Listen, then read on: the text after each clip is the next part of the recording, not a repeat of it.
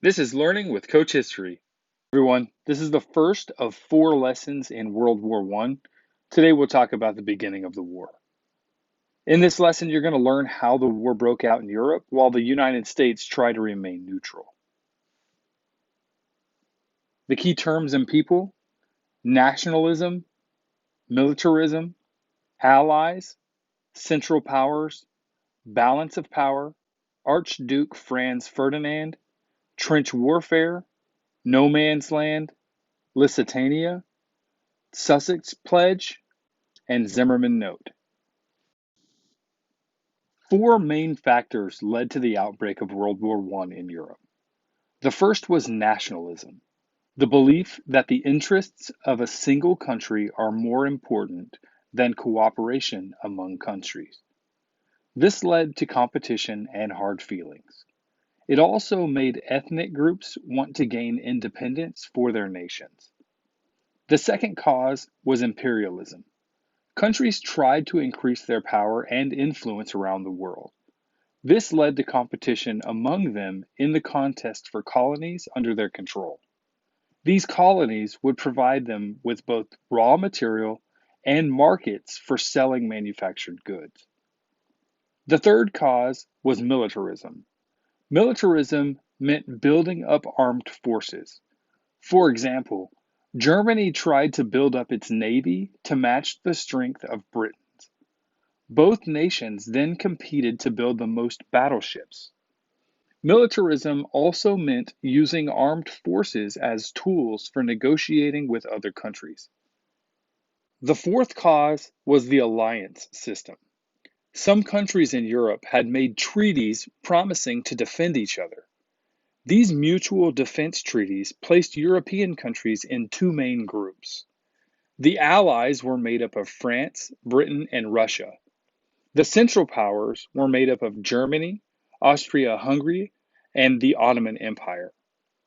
For a while, some European leaders thought the alliance created a balance of power. In other words, they believed the alliances gave the opposing sides equal strength. They hoped that this would keep a single nation from attacking another, which would lead to war. They would soon be proved wrong. In 1914, Archduke Franz Ferdinand was assassinated. He had been the heir to the throne of Austria-Hungary. His killer was a Serb who wanted to unite all Serbs, including those in Austria-Hungary, under one government. This touched off an action to push the Serbs. Austria-Hungary declared war on Serbia. The alliance system pulled one nation after another into the conflict. If a nation had sworn to protect another, it had to declare war on the nation's enemies. Germany and Austria-Hungary were facing France, Britain, and Russia. The conflict that became known as the Great War had begun. Germany began by invading Belgium. It planned to overrun France and then to attack Russia. The British and French could not save Belgium. They did, however, manage to stop Germany's advance. Europeans soon discovered that the war would not be quick, as they originally thought. This occurred in part because of the development of trench warfare, in which armies fight in ditches to gain small amounts of land. By the spring of 1915, 2 lines of deep trenches had developed in France. The trenches stretched from the Belgian coast to the Swiss Alps. Germans occupied one line. The Allies occupied the other line. Between the 2 lines lay no man's land. The soldiers would climb out of their trenches and try to overrun enemy lines. They did this while facing machine gun fire and poison gas.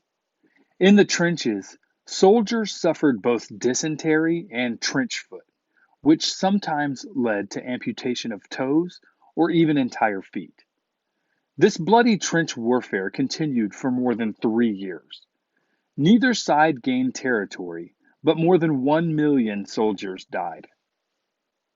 In the United States, public opinion about the war was strong but divided. Most Americans thought that the country should not join a fight thousands of miles away. Socialists saw the war as an imperialist struggle between Germany and English businessmen. Pacifists believed that all wars were bad. They urged the United States to set an example for peace. Many other Americans simply did not want to send their sons to war. Many naturalized U.S. citizens still had ties to the countries they came from.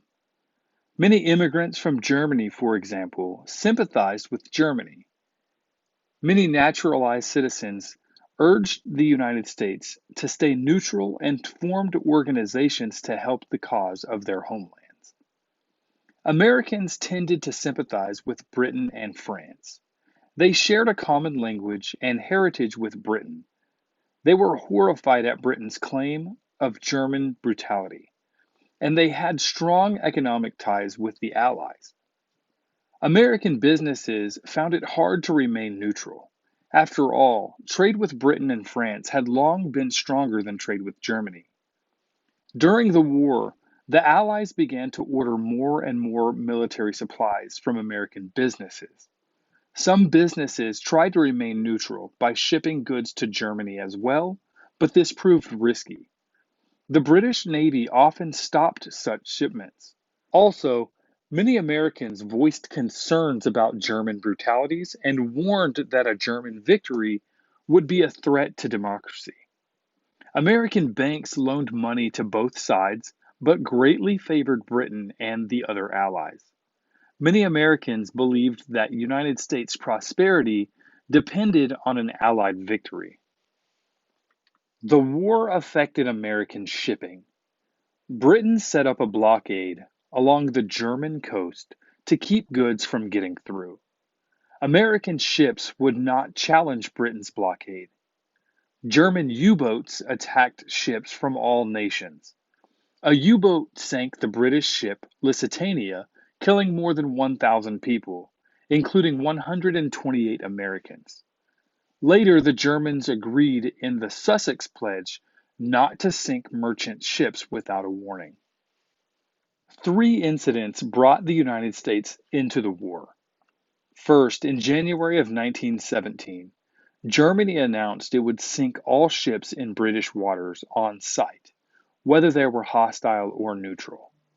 Second, British agents intercepted the Zimmermann Note, a telegram that proposed an alliance between Germany and Mexico against the United States.